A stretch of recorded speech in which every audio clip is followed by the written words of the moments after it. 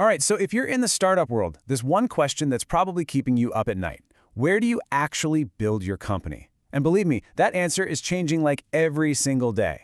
So to get a real handle on it, we're going to dive deep into the one report that has all the answers, the Startup Blink 2025 Global Startup Ecosystem Report. I mean, think about it. This isn't just for founders. Investors, city planners, everyone is asking this. We all know that location can literally be the difference between success and failure. So seriously, where is the best place on the planet to launch a startup today? And to answer that, we're not just guessing. We've got our guide. And let me tell you, this thing is a beast. The report digs into hard, cold data from over 1,400 ecosystems. That's cities all around the world. So we're not talking about hype or flashy headlines here. This is all about what the numbers really say. Okay, but before we just jump into a list of cities, we need to understand the why, right? Like, what's the actual secret sauce here? What makes one city a startup magnet and another not so much? Turns out the report boils it all down to a surprisingly simple formula. It really boils down to just 3 key ingredients. First up, a proactive government. And I don't mean a government that just, gets out of the way. I mean one that's actively creating policies that help founders win. Next, you gotta have a solid pipeline of talent. And finally, you need that corporate collaboration, where the big players, think giants like SAP or Siemens, are actually helping to fuel the next wave of innovation. And that government piece is absolutely crucial. You can really see it in action when you compare places. The best ecosystems, they're not letting their founders drown in red tape or get crushed by taxes. No way. Instead, they're getting super creative with things like startup visas, R&D tax breaks.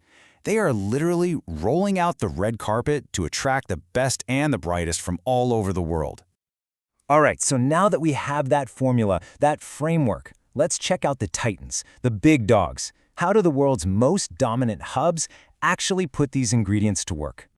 And yeah, let's just get this one out of the way right now. If you're one of those people who thought the Bay Area's time in the sun was over, well, think again. Especially now, in the age of AI, San Francisco's lead isn't just holding, it's getting wider. I mean, it's home to OpenAI, DeepMind, the whole crew. And get this, its AI industry score is a mind-blowing 4 times higher than the runner-up, New York. That's just an insane concentration of power that keeps compounding. Okay, so that's one kind of dominance. But now let's talk about a totally different kind. Let's look at Israel. We're talking about a country with a population smaller than some big cities, less than 10 million people. And yet, it's become a global superpower in one of the most critical industries on the planet. So you have to ask, how in the world does a small country build a cybersecurity sector that's twice as strong as the entire United States? Well, the report says it's a pretty unique recipe. It all starts with the Israeli Defense Forces, which acts as this de facto startup accelerator. It's where future founders meet, where tech gets battle-tested. Then you throw in powerhouse universities like the Technion, plus some serious philanthropic muscle, and boom, you got an ecosystem that just punches way, way above its weight. All right, so the legacy players are still incredibly powerful, no doubt. But for me, this is where the story gets really interesting. Where's the ground shifting? Let's turn the spotlight onto the rising stars, the places where new hubs of innovation are being built as we speak. Okay, brace yourselves, because these numbers are pretty wild.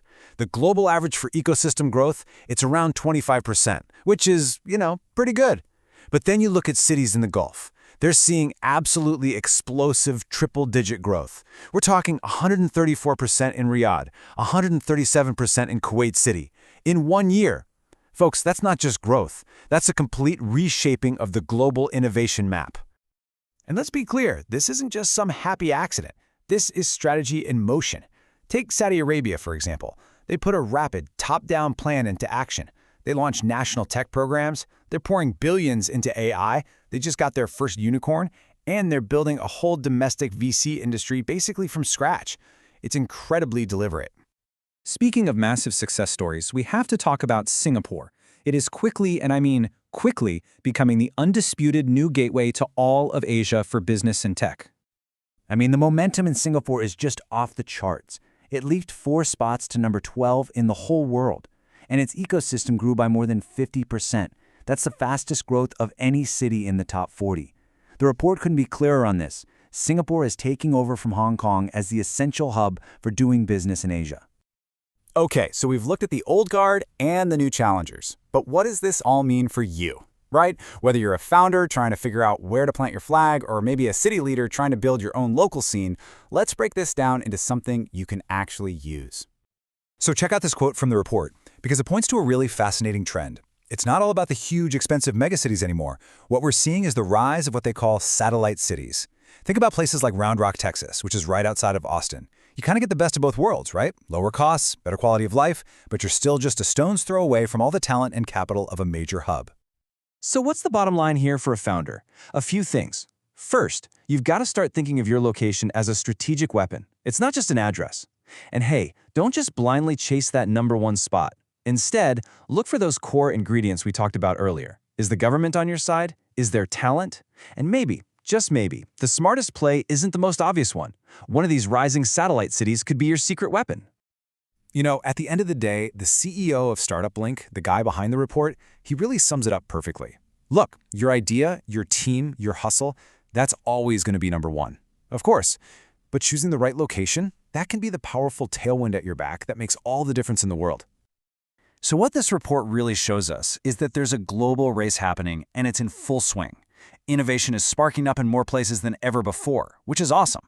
But real, concentrated opportunity, that's still a different story. And so it leaves us with this big question. When you look at all these trends, the old powerhouses, the new hotspots, where do you think the next world-changing idea is going to come from? Something to think about. Thanks for tuning in.